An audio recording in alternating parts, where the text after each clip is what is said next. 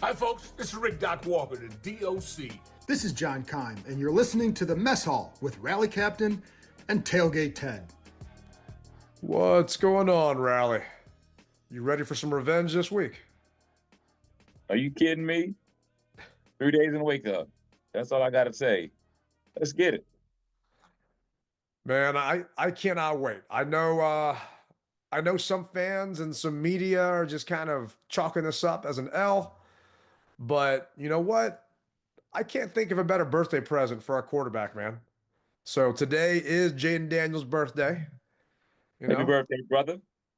it would be nice if we could get him a nice little birthday win this week up against the Eagles.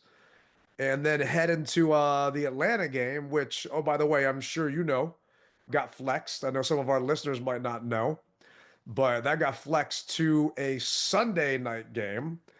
Originally, we didn't know if it was going to be Saturday or Sunday.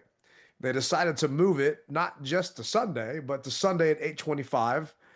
Reason being is I'm guessing the NFL is much like some of the pundits and fans out there chalking this game up as a loss, right? So if we lose to the Eagles and the Falcons, who are playing the Giants this week, if that actually happens, then the Falcons would be 8-7. We would be 9-6. We would be playing the Falcons for that 7 seed. Mm-hmm. And if the Falcons win and they win out the rest of the season, it doesn't matter what we do against Dallas in week 18. The Falcons lock up that 7 seed. We're out. Yeah. So this game, some people are saying we're free rolling. I don't like all that pressure next week against Atlanta. On top of that, going up against a rookie quarterback that you don't have any film on because, oh, by the way, Kirk Cousins got his ass benched. Yeah, you did. So I saw that. Mm-hmm. now we're going to be going up against an Atlanta team with a hungry quarterback that's got fresh legs and a playbook and a design that we're not used to. And we saw what happened in the second half of that Saints game when Rattler came in with a rookie quarterback with fresh legs and a game plan that we weren't really prepared for. So we need to handle our business this week up against Philly and then pay attention to next week, which is what I wish some fans would do, but hey, it is what it is.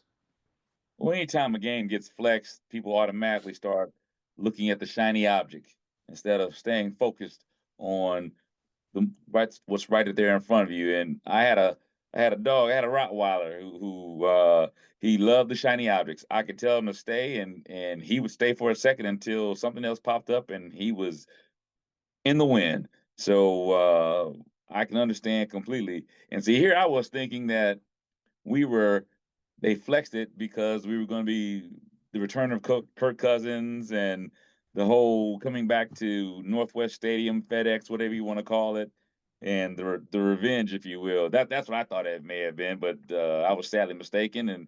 And the only thing I can say is I will deal with that later. We've got some birds that need to be plucked, and it ain't gonna be easy. We know each other's playbook, and I think that if we can just possibly do better at substitutions and get our guys off the field so they won't be as tired, we could be victorious coming out this Sunday. Yeah, we'll get into that in a minute. And I'm hoping you're right. I'm not going to give my prediction yet, but I mean, I don't know. The whole Atlanta thing, it is what it is. They move it. It'll be nice to be featured on prime time. It'll be nice to have a night game where, they get to do the whole light show, except we're going to know what's coming this time. I am not looking forward to how cold it's going to be because this Sunday, I think it's a high of like 25, and that's a 1 o'clock game. So, but then again, the weatherman here, who knows? I was out at the pickleball court last night and it was 50 degrees. And That's today it's crazy. like 30 out. That's crazy. So it'll be interesting to see what goes on. And remember when Tennessee came to town they just packed up the second they got hit with that cold weather. And we know Atlanta plays in a dome. So maybe that's just another notch to us. The NFL's maybe helping us out. I am wondering, though, if they're going to change it to a blackout game with the uniforms, because I think it's a burgundy and gold one that they already announced. But maybe because it's nighttime, I think it would be kind of cool to see a blackout game at night during it, since those black jerseys aren't bad luck anymore. But we'll see what marketing decides to do. Maybe they'll have burgundy and gold lighting. Because I know in Philly, when we were up in Philly and they had that green out, it was pretty cool. So I'm hoping that they can follow suit and come up with our own little montage, if you will, of color scheme, and we can go from there and figure out what looks best on us. And I'm sure that they're probably practicing right now to figure out what looks best, what's going to look best on us for that game. But nevertheless, let's jump into this Philly, man. Well, I'm actually looking out my window and I can see the stadium right now. And I'm waiting to see if they change the lights or anything's on right. I'm not seeing anything. But before we jump into Philly, you know where it would be badass to actually have a night game? And I think it might be happening back at RFK. So if you're not in the DC area, you might not be paying attention to this. But the federal government is set to shut down coming up. It happens I feel like a couple of times a year. Yeah. So there's something called a continuing resolution where they just kick the can down the road and worry about it later on, which has to pass. If the continuing resolution doesn't pass, the government itself will shut down, which has happened in the past. My wife's, Mrs. Tailgate, government employee, we didn't get paychecks for a little bit, right? I remember the Smithsonian's, because they're government museums, they were closed in DC. Mm-hmm. You couldn't go to some of the parks because they're government parks, right? So nobody wants the government to shut down. On top of that, and I think Mitch or no, JP was talking about on their show today, there is a provision inside the continuing resolution bill that the salaries for, I don't know if it's the House or the Senate, goes from 170,000 to 200 something thousand. So obviously they're incentivized to make this thing go through. But the reason why I'm bringing this up is they were able to attach the DC bill to get the RFK site back to DC on this continuing resolution, which is freaking massive. Because don't even hear from me. Actually, hear it from Mayor Bowser. She was on with the Junkies talking about why this has to pass. Break this down for us, because now there's a provision to the spending bill. It's way over my head, but there's this provision in the spending bill that was going to be voted on later this week that would transfer control of the land from the federal government to the D.C. government. So talk about how important this is. It's huge. So when I've been on to talk to you before, I emphasize we got to get control of the land. We got to get control of the land. We've had a lease for many years. We have 14 years left on the lease, and it's restricted. It can only be used for sports or recreational uses. This transfer gives us complete control over the land to develop in the way that serves district residents, and creates connections to the park. 30% of the land will be used for a park. So this just allows DC to control our destiny as it relates to 177 acres that's now blighted in the nation's capital. And it's going to be voted on later this week, correct? That's what the story says. Yes, okay. It's a must-pass bill. This is actually a bill that has many hundreds of millions of dollars of spending. It keeps the government open. It's a continuing resolution and very few attachments, but our RFK legislation is one of them. How excited are you to hear that step is, knock on wood, 99.9% going through? Well, Ted, at first, on the previous pods, I was saying that I did not. Well, let me rephrase that. Nostalgia-wise, I wanted the RFK site to be the new stadium. Now, because we're so close, I just want to go ahead and get it done. I'm tired of talking about it. And one thing that I do realize is you can't fight it. So I'm going to embrace it if it happens, and I'm going to make the best of it. And where I was going with that for all our listeners or people who had not listened and wanted my take on things, I didn't want it because of the limited tailgating space. Yes, I know that you'll be able to tailgate there, but it's not going to be the same size as Northwest Stadium site. That's all. But you'll still be able to tailgate. And I've also said that I'm not an architect to where I don't know what they're going to do with that space, but something tells me that they're going to max it out to its biggest footprint, if you will. So I'm all for it. Let's get it done. Let's stop talking about it. Let's continue to tear down the RFK site from the inside out and put some shovels in the ground so we can get an actual date on when this thing can possibly be ready for usage. I'm ready for it. What about you? So I did an interview with DC News Now, and they were asking how I feel about everything. I think they were asking how excited I am. And my reply back to them was, I'm excited and I'm scared as a fan. And the two things I'm scared about is one, what you mentioned, tailgating. The RFK site is only 177 acres, and it's not all going to be dedicated to football. There's going to be housing, there's going to be offices, there's going to be, an entertainment complex that Mayor Bowser wants to build down there, right? Right now, all you have down there are soccer fields because you can't build anything because it's only zoned for sports. So it's going to be zoned for anything DC wants it zoned for. And DC's not just going to give all 177 acres to the Commanders, no matter what, Josh Harris wants or Magic Johnson. So it's going to be a lot smaller than Northwest Stadium. You're 1,000% spot on. So I am concerned about that. I'm scared about that. I'm also scared about PSLs. And Yeah. what is this going to mean to our season ticket holders? You, me, other people we know that listen to this show. Are we going to be able to afford seats? Or I know where you sit. Everyone knows where you sit. Are we going to have to move to the upper deck?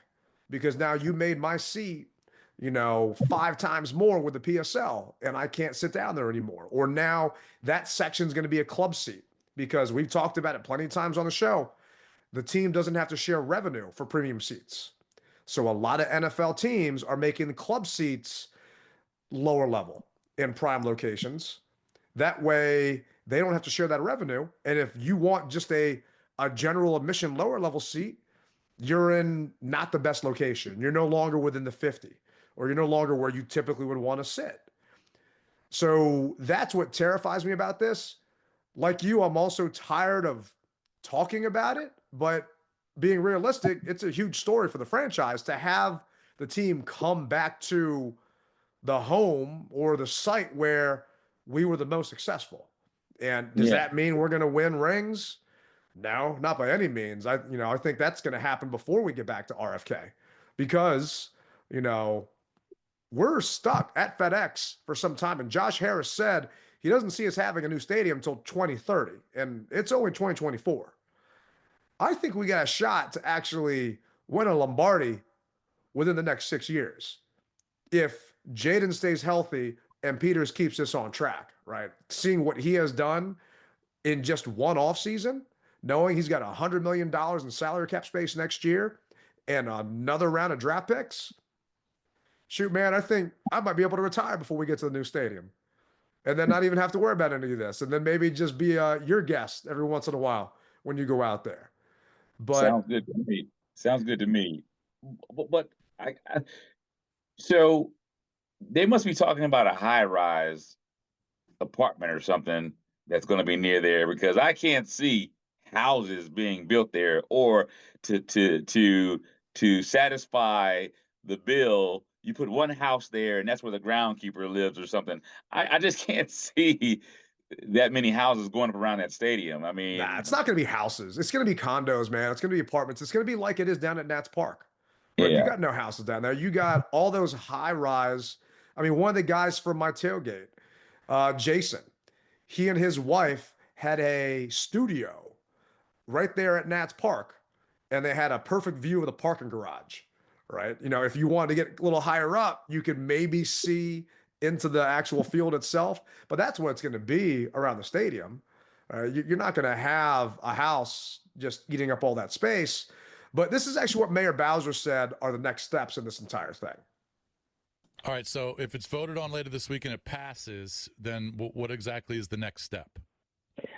The next steps are we will proceed with demolishing the current site. We will proceed with developing our vision, having discussions with the team, community, and our stakeholders. And we will aim to have an agreement with the team. So appreciate the Junks for having Mayor Bowser on. If you guys don't listen to the Sports Junkies and you listen to us, hey, thank you, but give them a listen because those guys are freaking rock stars. They've been doing this for over 25 years, and zero chance Mayor Bowser is going to come on and talk to us.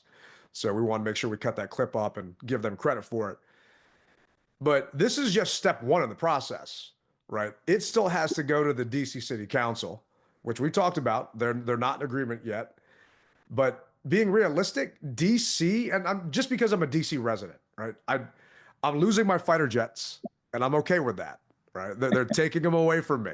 Maryland got what they wanted. They got my fighter jets. They're getting the Key Bridge paid for, and they've got a commitment from the Commanders to do something with Northwest Stadium. So that was what Maryland wanted. They're getting everything they need. That's why this thing is being attached to the bill.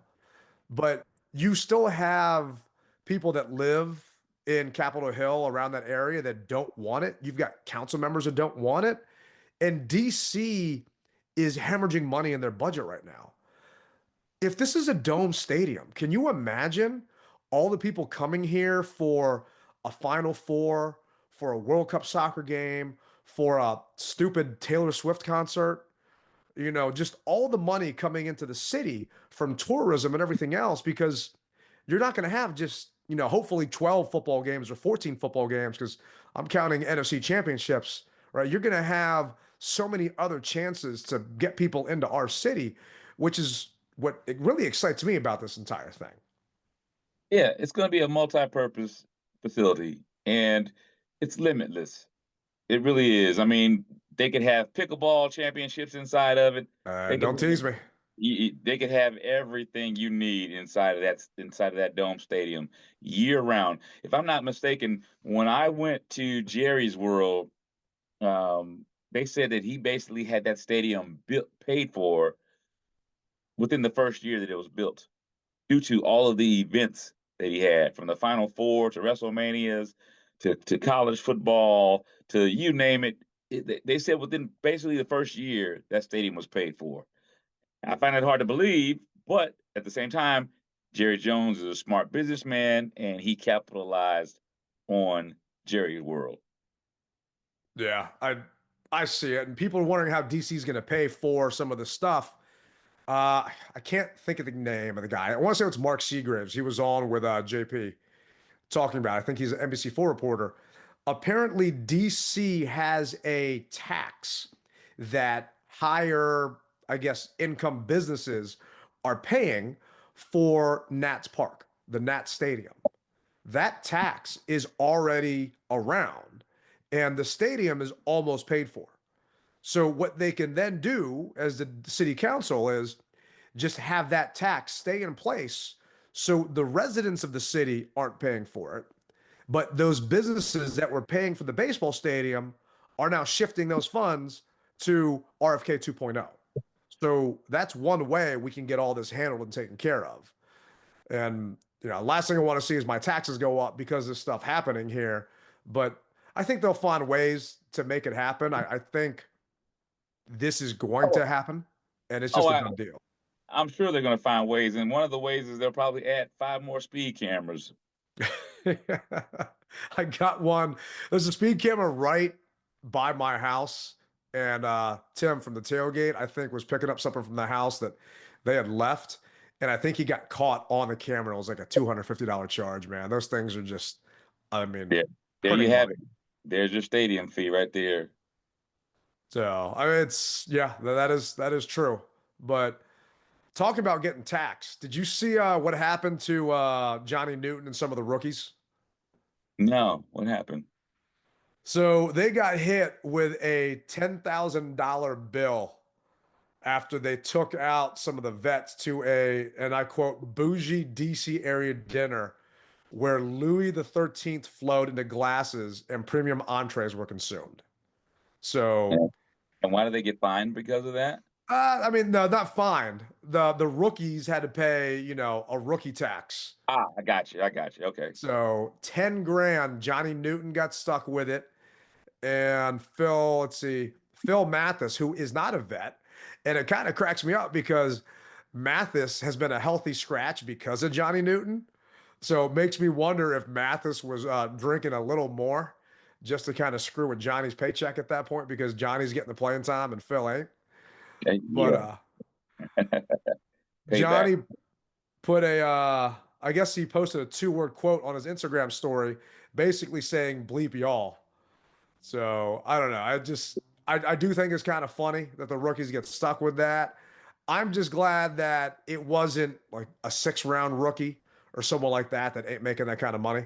And I'm not trying to get into Johnny's paycheck, but I think he can afford a 10 grand dinner, assuming he didn't make any other stupid choices with his salary. Yeah, just a little bit. So I got to believe that the rally captain dinners at Ruth Chris are coming up a little short of that 10 grand. Way short, brother. Way short.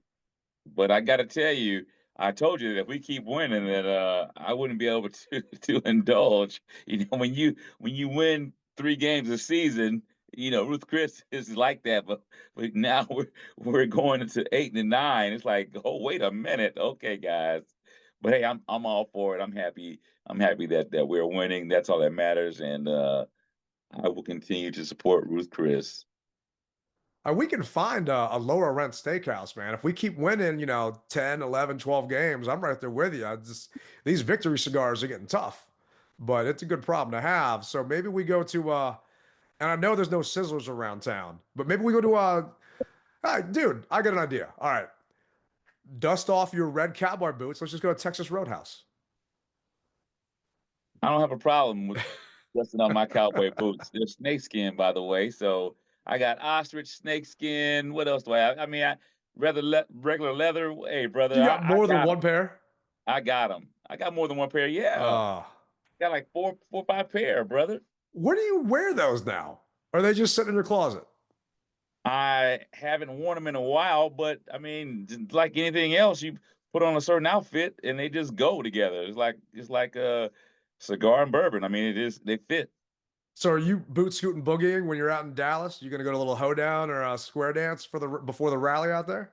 Nah, man, I'm not gonna do that. I'm not gonna do that. But hey, best believe when I put them on, I clean up well. As a matter of fact, I think one of the last times that I wore them was when we had the Redskins Christmas party, and everybody was commenting on them. They loved them. Oh, I got no doubt, man. I'd be commenting on them too. You're my boy. They're gonna be good comments. So, but someone who I am excited to be putting on some cleats instead of dancing shoes is, can you believe it? They activated Jon Allen's 21-day window. So They must have put some bionic stuff into his arms because that's amazing. I mean, he had a torn pec. I think it was a torn pec. Almost positive it was a torn pec. And to come back from a torn pec during the season and to have his window activated, this is actually what Jon had to say when he met with a couple reporters today in the locker room. In that window, how was it today? Man, it felt great, man. Just really excited to be back with the team, and yeah, just happy to be back out here. After everything you've been through these past few months recovering from that injury, how much extra special was it to step on that field today and know that you might be back on the game field soon? Yeah, no, whenever you get the game taken away from you, it's always humbling. So, again, I'm really just excited to be here. What is your goal expectation of maybe getting back here for the stretch run? Man, just trying to work my you-know-what off every day so I can help this team in any way possible. Is there something you kind of have to feel or strength-wise, like when you're doing drills? What's kind of your test in a sense? Yeah, I think it's just about going out there and just feeling comfortable. You know, today was a really good day for me, good first day. That's all it was first day. So, you know, we're going to take it one day at a time and, you know, go from there. When did you feel like this was a realistic possibility? So, very, very soon after surgery, we knew that there was an opportunity. But, you know, you never want to count your chickens before. How does that say? Count the eggs before the chicken? Before they ask. Yeah, so we always, you know, we had an idea, but you just never know. So I just wanted to, you know, just work in silence and, you know, just keep going until I had a real opportunity. Did you feel like the whole time that there was a chance you could come back, or did you just want to see how you progress?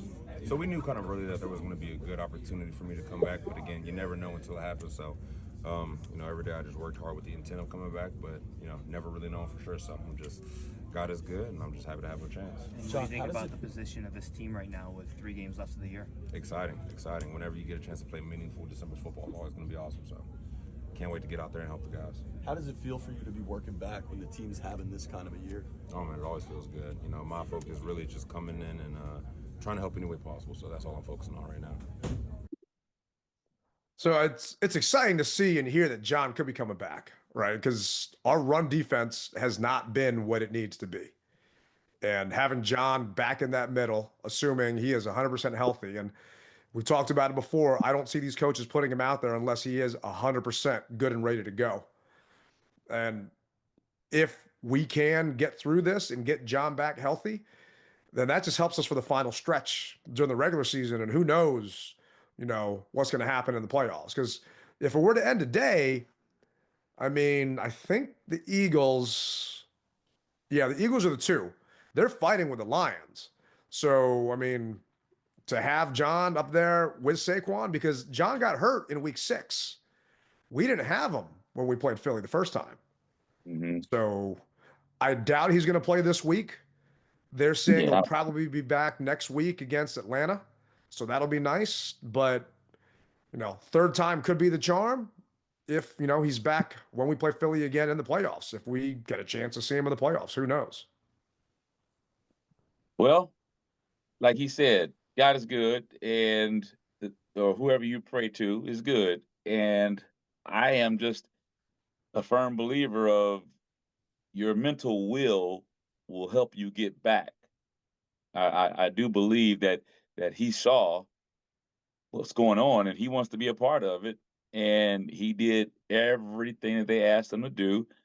And maybe it wasn't as bad as they thought it was when they went inside, you know, and took a look at it and whatever the procedure is that they did. So, or was that they did. So I'm happy for them. But like you, I'm sure that they will not put him out there until he's fully conditioned and fully ready, because the last thing you want is a liability trying to get back there.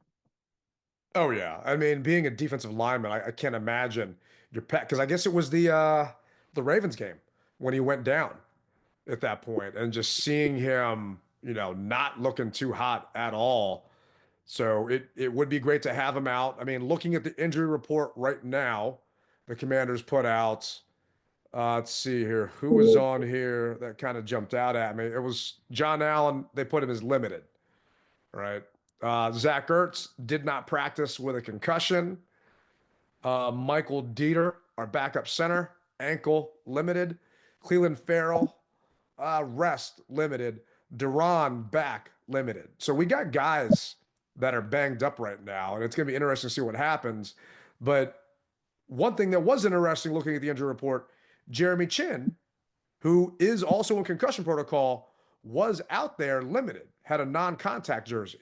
So I'm not saying that means Jeremy's going to play, but the fact that Ertz didn't practice, was a DNP, and Chin was out there with a, you know, non-contact jersey, might have a chance to actually have him back this week, which is going to be freaking massive, because we need someone to help fill, you know, that gap to make sure Saquon doesn't bust one on us. So having Jeremy back would be huge, especially since we can't get Jon back this soon. Definitely will be, man. I think that we need all experienced hands on deck right now, because one thing that we do, we control our destiny. And there are a lot of times, and you know as well as I do, in the past, and I know this isn't the past, but in the past, we control our own destiny and we poop to bed. And I also have said that the competition is only going to get stronger. And here we are facing a very strong Eagles team. So it'll be nice to be able to put them to bed at Northwest Stadium. It really would be, and give us a little bit of an uplift, because if we win and some other teams lose, we're in, right?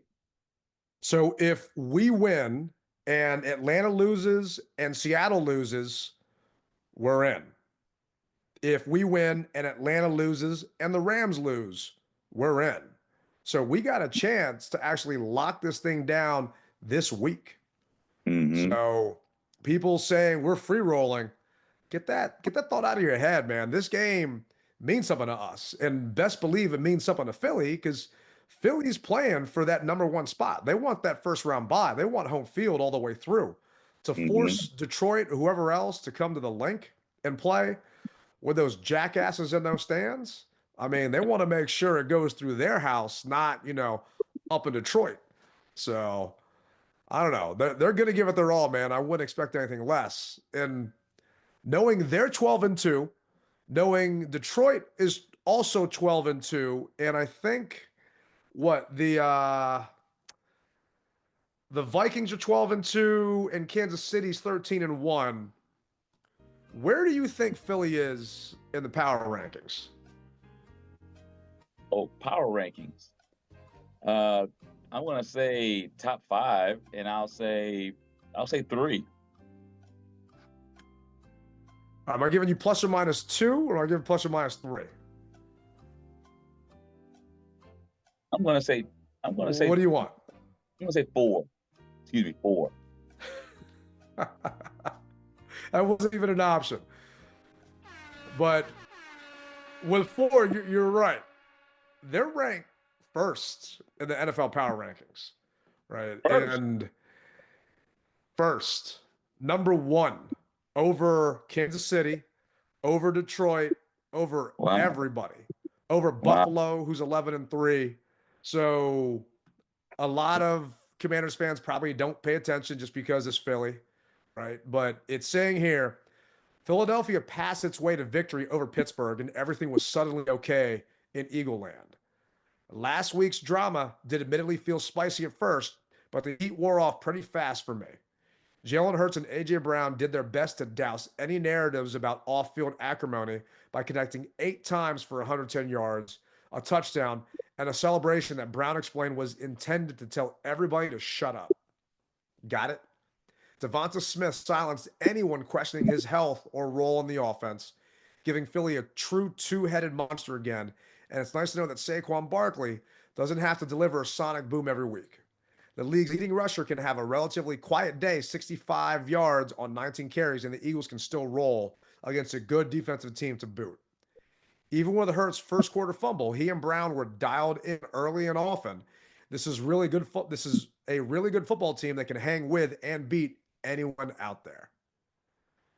So I think the Eagles are on a 10-game win streak since their bye. I mean, it's just crazy how well they've been doing. And not going to lie, I'm a little worried heading into this matchup just because, I mean, they're freaking cranking right now. Did you watch? I doubt you saw the Steelers game. No. I was stopped. I was in the partying. Yeah, no, that's right. It was after our game, so I would have been partying too. But Philly ranked 1, and we haven't actually really beaten a good team yet. So imagine what this could do for just the guys if we put up a fight and actually go toe-to-toe with Philly, because we stood with them for 3 quarters last time, man. It fell apart in the end, and Jayden wasn't healthy that game, and we were still close. But now you know where Philly is in that power ranking. We were 11th last week going up against New Orleans. We won. We're 9-5 now. Where do you think the Commanders are, plus or minus 2? We won. We were left. I'm gonna say we dropped down 1 or 2. I'll say 10. Go get yourself a Powerball, man. We are exactly 10.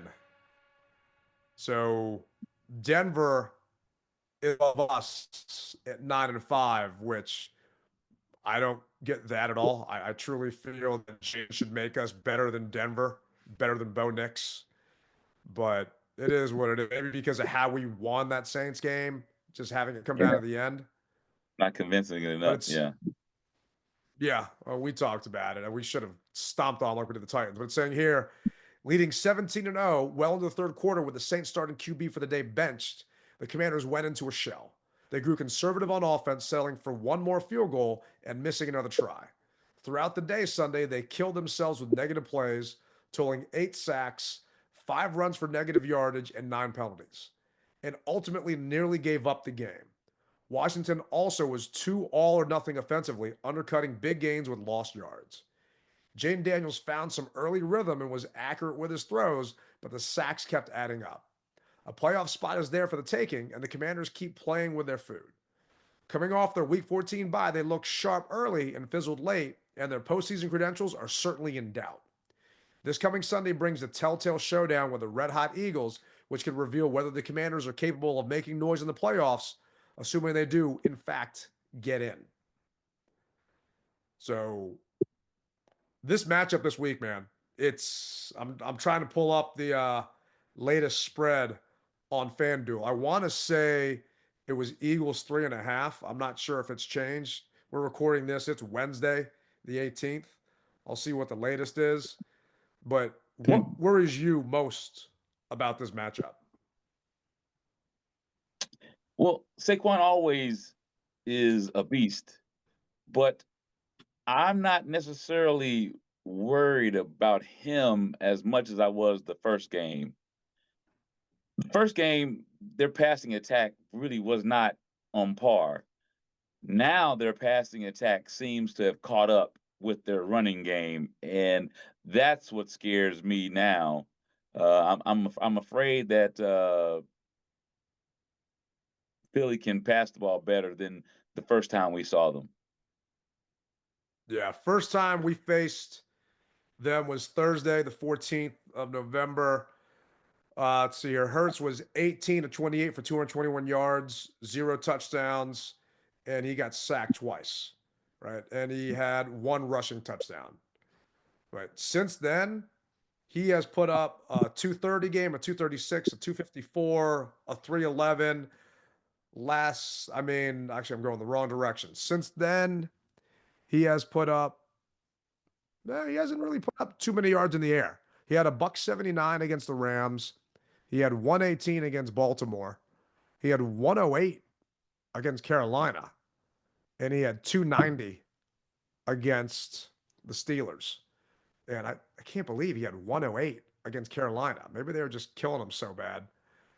But I am right there with you. It does feel like, and for those that don't know, there was a huge story about A.J. Brown and Jalen Hurts. There's trouble in paradise. They don't get along, blah, blah, blah. Jalen's too much of a diva, and they're not friends, and this and that. So that all kind of got squashed last week after they beat up on the Steelers 27-13. But with Marshawn here, he didn't get tested last week. We'll actually find out if Lattimore is the same Lattimore that was a beast shutting down Mike Evans in Tampa when he was down in New Orleans. Because he's going to have a test this week. I mean, just looking at the Eagles' stats, looking at the PFF report from last week, A.J. Brown was a 77.7. Devonta Smith was a 79.6. Those were their 2 highest graded players on their team. And those are the 2 wide receivers we got to go up against this week. So we're going to need Lattimore and we're going to need Sandristel to shut down that passing attack. And I'm hoping that means Jeremy Chin can come down in that box and shut down Saquon. Because I know you're not as concerned about Saquon, but I still am. And this is actually what DQ had to say about what they learned about facing Saquon from that first time around. Slowing down Saquon Barkley. For the most part in that first game, you did a good job. Fourth quarter, he broke a couple of long runs. What can you learn from that game of trying to slow down Saquon and kind of lessons learned for this matchup with Saquon coming to town? Like a lot of great players, he is at his best and has proven to be in the end of games. And so we have to make sure the fit and the tackling on the 5th run is the same on the 25th run. And you have to be able to just continue to do right longer than them. And they've proven this year that they're exceptional at staying at it. And that takes a lot of discipline. It takes a lot of work to do it over and over again because, like the great player, it just takes the one. And that's what makes over and over, like the grit of staying in it for each down. That's the key to me. I'm looking at the play-by-play from the last time we faced them, and I don't want to say bottled up Saquon, but they did a damn good job containing him. And next thing you know, he busted a 23-yard touchdown, right? After that, we got the ball back, threw an interception, and just a couple seconds later, he busted a 39-yard touchdown, right? That can't happen. Those things are just demoralizing to just play that well. And next thing you know, Saquon can just take it to the house in just a blink of an eye. And I think that's you said a mouthful. It was demoralizing. And after they just got off the field to have to go back onto the field again, it was like, you know what?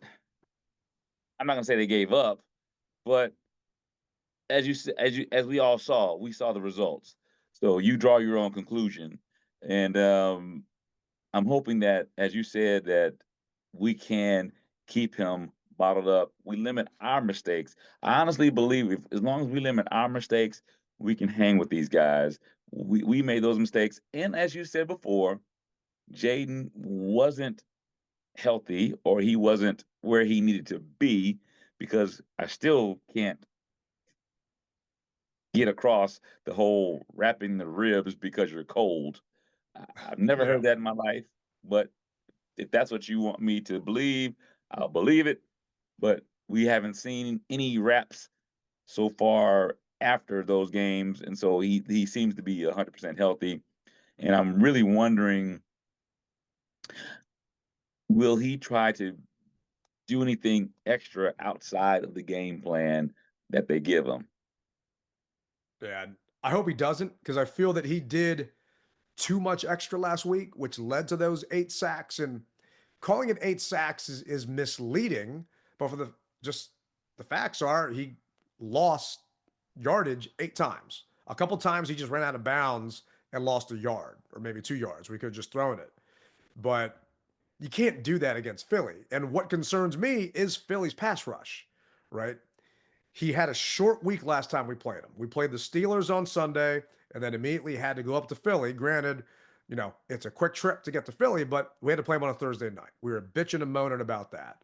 So now he is going to be healthier than he was back then. Like you said, I'm not seeing him wrap himself. In his defense, I do wrap myself in the morning when I wake up with like a little back thing when I'm taking the dog for a walk and it's like 30 degrees out. And it actually vibrates and feels damn good. So maybe that's what Jayden was doing. But I'm also a hell of a lot older than the kid, even though he just had a birthday. Yeah. But I'm concerned about this Philly pass rush, right? And what's going to happen. We are going to be at home, so we don't got to worry about the silent count issues that we had in New Orleans. Biadasz should be back, so hopefully that isn't a problem. I'm not seeing any other offensive linemen on the injury report. Sam Cosmi apparently is sick. So I'm hoping they get him some, B12 and whatever else they need to, some chicken soup to get his ass better, because we don't need Cosmi out and have a backup guard inside there. But Jalen Carter, I don't know if you remember, he tore up our freaking offensive line single-handedly that last time we played him, man. And that's what concerns me the most. Going up against this Philly pass rush is no joke. And this is actually what DQ had to say about what makes them unique. Dan, what's unique about Philly's front, particularly Carter and Davis, in terms of their effectiveness, their ability to get Yeah. into the backfield and disrupt things? It's interesting, David. They oftentimes you may have one, on one side that can win, and you can go to chip there, or somebody that's significant inside that you turn the center slide to. Those are the two main examples. Outside usually helps with tight ends and backs, and inside helps with centers. In this case, they've really got an effective four-man rush. And so that's what makes the challenge more difficult to say that's a matchup. You can help to one, you can slide to another, but somebody has the hard down. And so that's what makes it the most challenging to me. And so you want to get into some down and distances that don't favor the defense. Okay, I'll put my ears back and going. So when it's the super long, how do I move the pocket so I don't put myself into those spots? But that's why I think the first and second down part of this game, I'm not going to say it as important as third down because that, extends it. But winning on first and second down is a big piece of this. Both teams are aggressive, play on fourth down as well. And so four down football, is alive and well, this weekend here at the stadium. So that's the cool challenge for both offenses and defenses, knowing that, hey, they're willing to go take some risk to stay on the field to extend drives. And both teams have had effective fourth down, offenses. So that to me is one of the, real keys to this. You better be ready to play four downs. So Philly's ranked 7th in sacks, right? They are number 1 in pass defense, giving up 173 yards in the air. And they are 7th in rush defense, giving up 102. So this game ain't going to be easy by any means, and no one's thinking it is. But I also don't think Philly's just going to come in here and put a whooping on us. I mean, they are only 3.5-point favorites, and which doesn't really mean anything to a degree. I mean, we were 7 points against the Titans, not the Titans, the Saints, and we saw what happened there. And oh, by the way, the NFL never gave an explanation to the Commanders about the clock.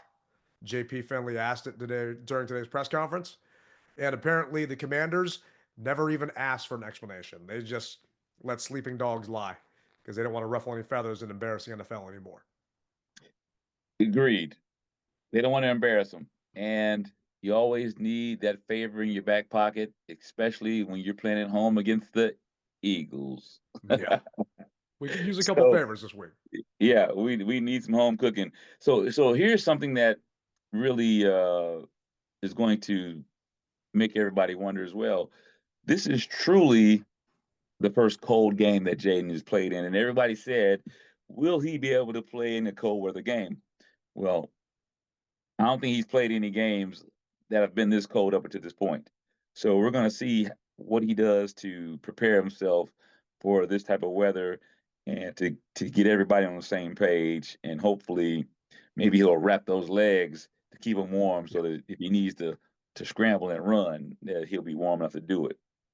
I know they have an ice tub over there. I'm looking to buy an ice tub for me, like one of those little ice plunges for recovery when I'm playing pickleball for a couple hours. So, I'm going to go pro. I got to have like the best equipment to recover. So I'm guessing he can probably jump in his ice tub and maybe get used to the cold a little bit longer. Maybe instead of just being in there for like a minute, he stays in there for like 10. I don't know. I mean, I think you might die if you're staying there for 10 minutes. But yeah, it's going to be interesting, man, to see how he handles it. And a lot of people keep bringing up the fact that he's playing in December and college seasons are kind of done by now. Then you got a break and you got the bowl game. Is he going to hit that rookie wall? When's that going to happen? I just think this kid's built different, man. This kid does not let anything faze him. There was one play last week where he's scrambling, actually puts the ball on the ground, picks it back up, still keeps his eyes downfield, and finds an open receiver. Right? And it's just, you don't have vets that have been in the league for 10 years that can do that kind of stuff. And he's going to need to be just dynamic and electrifying this week to, quote an old friend Larry, for us to win this game. But for you, what do the Commanders need to do? Do they need to focus more offensively, defensively? What do they need to do to walk out of Northwest victorious? Well, first and foremost, they've got to limit the penalties.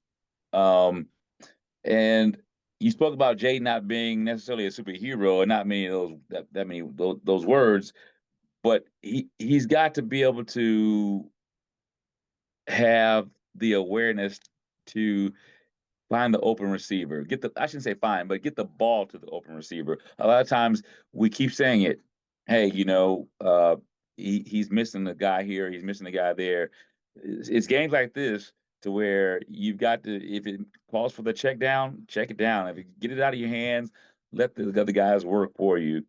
And truthfully, this game, you've got to have 4 as 1 or 5 as 1 getting to the quarterback and bottling up Saquon and Jaylen. You just have to. And I think that our secondary has shown that they're up for the task. Our front has to make sure that they are rushing as a team to keep them bottled and don't allow those little spurts to get out. And as you said earlier, demoralize us. We don't want that. Yeah. I mean, we got beat last time. We got punched in the mouth, just got beat in the trenches by the Eagles. And it was painful to watch because it felt like death by 1,000 cuts, right? You could feel the Eagles' offensive line starting to dominate and take over. And I'm just going back and looking at the PFF stats for that game. I mean, blocking wise, pass blocking wise, Sam Cosmi was a 46. Tyler Biadasz was a 55, right? That's not good. Nick Allegretti was a 39 pass blocking, right? We need them to step it up. We need to win the battle in the dirt, in the trenches, with our offensive line and our defensive line, right? Looking at the run defense right now. See Jamin Davis here that cracks me up because the guy is long gone by now. But, Sheldon Day was a 62. Deron Payne was a 51, right? Dorrance Armstrong, a 49. Johnny Newton, a 46. We were just getting dominated in the trenches. We cannot let that happen this week. We have got to be the ones to dictate the aggression on either side of the ball from a lineman perspective, right? They don't have Jason Kelce anymore, right? It's not the dominating Eagles offensive line that it used to be when Kelce was there. Our defensive line should be able to fight against these guys. On top of that, actually, you know what? This is actually what Jayden had to say about the offense and what they need to do. And looking at the Eagles, again, the second time around, what are some key things that now that you play them again, both teams are different than the first time around? What are some key focal things this week that offensively you all have to do? Yeah, I mean, no matter who we play, who they play, everything starts up front. They got good football players over there. We got good football players here. So it's more so about the will and the want to up front between everybody and just the whole team. Want to go out there who wants it more, and the more disciplined in the team with the more want to, prevail in this game. You talked about it, man. Discipline, the penalties. We cannot shoot ourselves in the foot and get behind the chains. We have got to make sure that they play sound football and don't give the Eagles free yards or dumb turn. I mean, freaking Benjamin St. Juste steps on the field and gets a hands of the face. Would have been 4th down and a punt, right? Just dumb stuff like that just can't happen. On top of the fact that they already knew that ref crew was flag happy, and they were so ticky-tacky. You just cannot allow yourself to do that. And for me, I need Brian Robinson to actually get going, right? He hasn't had a 100-yard game since the Titans, which was, just 2 weeks ago. But prior to that, he had a 13-yard game. He had a 63-yard game, a 65-yard game. Like, our running attack, when it was on point in the beginning of the season, we were putting up 40. It has not been the same for weeks.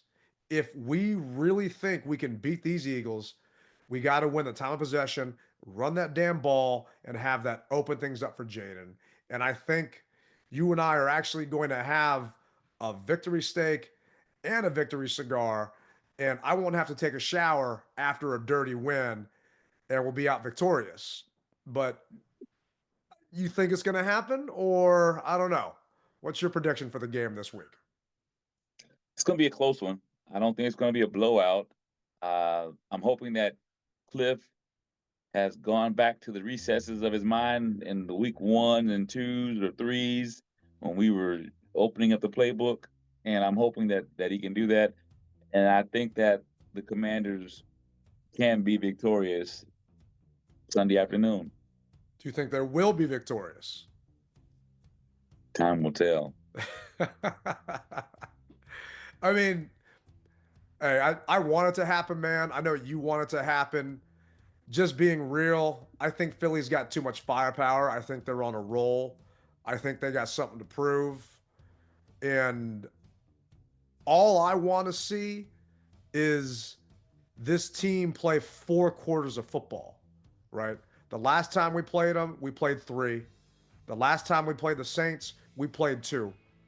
Give me 4 quarters of football, and then let's see what happens at the end. So we know that we actually stood toe-to-toe in the ring with these Eagles. And then maybe we lock up the playoffs the next week against Atlanta, and we go from there. My biggest thing is don't embarrass yourself and don't embarrass your fan base, because the green and white guys are coming down from Philadelphia, and they're going to bring their crowd. They're coming. They're definitely coming. I mean, it's Wednesday. I told you guys on Monday we would have been sold out by now on spots. We are not halfway there. Their fans are coming down. I'm disappointed in our fans and what they're doing. And maybe everyone's just traveling ahead of time, right? Mrs. Tailgate is leaving before the game because she's going to go hang out with her family, and I'm going to catch up with her on Monday. So maybe other people are just not as diehard as you and me, and they're going to go see their families during the weekend and, you know, having an early Christmas hangout. But shame on all of you. Riley and I will be there representing and yelling and screaming, and I got my new Commanders Christmas sweater ready to rock in those stands, and wish us luck against that green mob that's coming to town. That's right. That's right. We can do it. It can be done. Let's get it done. It has. I mean, it's maybe we're due, man. Maybe we're due. And this week will be a nice one to prove it. So, yeah. But regardless, just think when Jayden missed Terry those other 3 times, those are all tutties at least.